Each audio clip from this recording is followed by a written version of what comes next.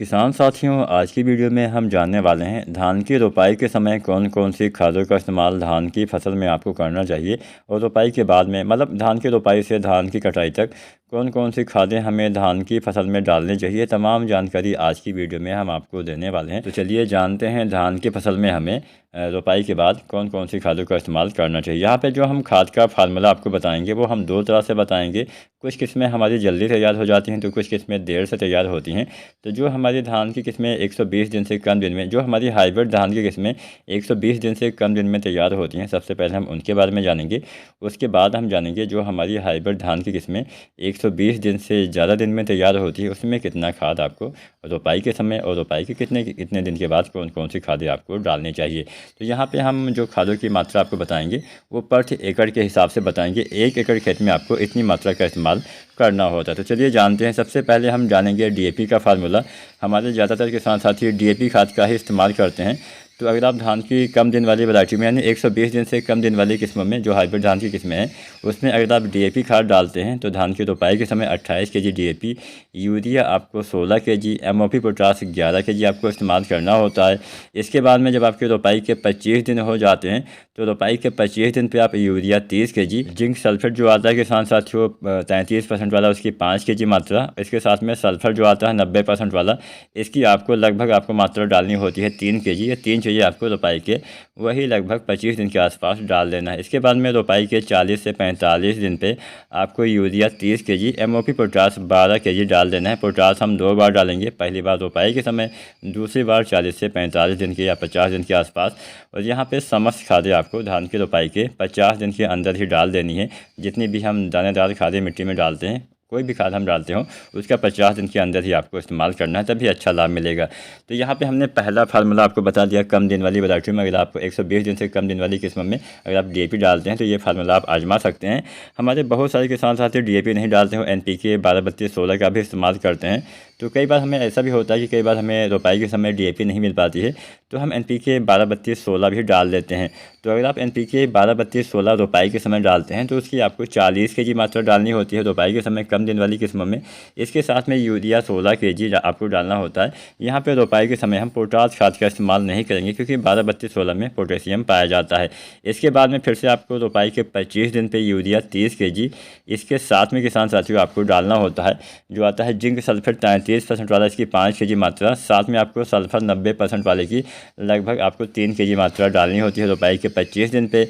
इसके बाद में रोपाई के 40 से 45 दिन पे यूरिया 30 केजी और एमओपी पोटास 12 केजी आपको इस्तेमाल करना चाहिए। इतनी मात्रा पर्याप्त होती है अगर आप एनपीके 12-32-16 का इस्तेमाल करते हैं। तो किसान साथियों अब हम वीडियो में आगे बढ़ते हैं, जानते हैं अगला तरीका, मतलब अगला फार्मूला। हमारे बहुत सारे किसान साथी एसएसपी वाली खाद का भी इस्तेमाल करते हैं, यानी सिंगल सुपर फास्फेट भी डालते हैं। तो जो हमारी धान की किस्में जल्दी तैयार हो जाती है, अगर आप उसमें एसएसपी डालते हैं तो इसकी 81 केजी मात्रा आपको डालनी होती है रोपाई के समय, यूरिया 27 केजी और एमओपी पोटास 11 केजी धान की रोपाई के समय।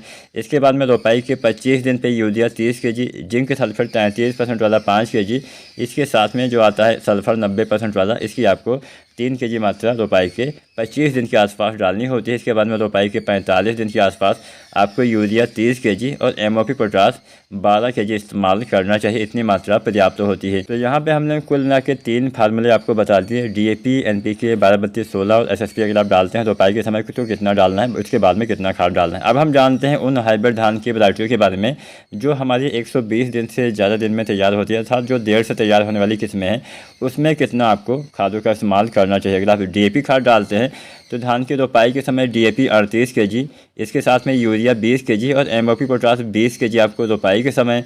रोपाई के 30 दिन पे आपको यूरिया 40 केजी, जिंक सल्फेट 33% वाला 5 केजी, सल्फर 90% वाला आपको 3 केजी इस्तेमाल करना है। इसके बाद में रोपाई के 50 दिन पे आपको यूरिया 40 केजी और एमओपी पोटास 20 केजी आपको इस्तेमाल करना चाहिए। इतनी मात्रा पर्याप्त होती है। हमारे बहुत सारे किसान साथी 12-32-16 एनपीके डालते हैं। तो ऐसे किसान साथी जो देर से किस्में तैयार होती हैं उसमें आप 12-32-16 लगभग 55 केजी डालिए। साथ में यूरिया 20 kg आपको डालना होता है। इसके बाद में रोपाई के 30 दिन पे आपको यूरिया 40 kg, जिंक सल्फर 33% वाला 5 kg और सल्फर 90% वाला 3 kg आपको इस्तेमाल करना है। इसके बाद में रोपाई के 50 दिन पे आपको यूरिया 40 kg और MOP पोटास 25 kg इस्तेमाल करना चाहिए। जो किसान साथी देर से तैयार होने वाली किस्मों में SSP यानी सिंगल सुपर फास्फेट का इस्तेमाल करते हैं, तो ऐसे किसान साथी धान की रोपाई के समय SSP 110 kg, urea 35 kg, MOP potash 20 kg का इस्तेमाल करें। इसके बाद में रोपाई के 30 दिन पे आपको यूरिया 40 kg, जिंक सल्फर 33% वाला 5 kg या फिर आप 21% वाला जिंक भी डाल सकते हैं। अगर आप डालते हैं तो इसकी 7 से 8 kg मात्रा आपको डालनी होती है। इसके साथ में सल्फर 90% वाला आपको डालना होता है किसान साथियों, लगभग 3 kg।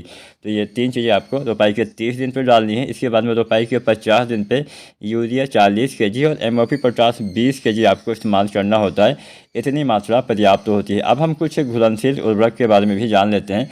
तो पहली चीज़ आप डाल सकते हैं, पहला NPK आप डाल सकते हैं 19-19-19। इसका इस्तेमाल धान की रोपाई के 25 से 30 दिन के अंदर आपको करना होता है और इसकी 1 से 1.5 kg मात्रा पर एकड़ तक आपको डालनी होती है। दूसरा NPK हमें डालना चाहिए 052-34। इसका इस्तेमाल धान की फसल में गबोड अवस्था में अर्थात बालियाँ निकलने से पहले वाली अवस्था में करना चाहिए। इसकी भी आपको 1 से 1.5 kg मात्रा डालनी होती है। अब इसके साथ में आप जो आता है बोरोन 20% वाला, इसका इस्तेमाल कर सकते हैं। बोरोन डालने से बहुत अच्छा फ़ायदा मिलता है। बोरोन से सभी दाने का भराव अच्छे से होता है, दाने आपके ज़्यादा खाली नहीं रहते हैं। तो जो बोरोन 20% वाला आता है, इसकी आपको 100 से 150 ग्राम मात्रा पर एकड़ तक इस्तेमाल करना होता है। आपको गबोड अवस्था में 052-34 और बोरोन एक साथ डाल देना है, मतलब अलग अलग घोल बना के एक साथ इस्तेमाल करिएगा। इसके बाद में तीसरा NPK हम डालते हैं 0050। इसका इस्तेमाल धान की फसल में बालियाँ निकलने के बाद दाने भरते समय आपको करना चाहिए। इसकी भी 1 से 1.5 kg मात्रा आपको डालनी चाहिए। जब भी आप किसी भी खाद का इस्तेमाल करें तो उस समय आपके खेत में पर्याप्त मात्रा में नमी होनी चाहिए, तभी ये सारी खादें अच्छे से काम कर पाएंगी। उम्मीद करते हैं आज की जानकारी आपको पसंद आई होगी। वीडियो पसंद आई तो लाइक करें, कोई सवाल हो नीचे कमेंट करें और SRJ फार्मिंग चैनल को सब्सक्राइब करें। धन्यवाद।